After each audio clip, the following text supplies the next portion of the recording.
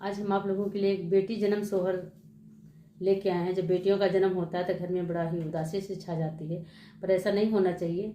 बेटी एक लक्ष्मी का रूप होती है। तो देखिए, आज इस सोहर गीत को सुन करके आप लोगों को पता चल जाएगा कि लक्ष्मी हमारे घर में आती हैं तो कितनी खुशियाँ छा जाती है। देवी का रूप होता है। तो आप लोग सुनिए।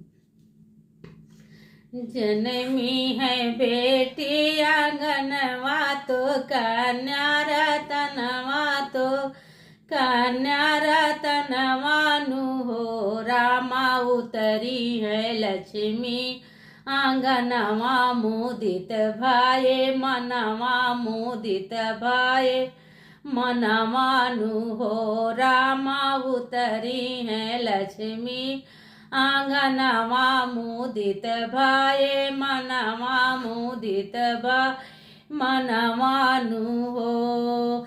देखा हो दुर्गा माई आई तो खुशियाँ ले आई तो खुशियाँ ले आई नी हो।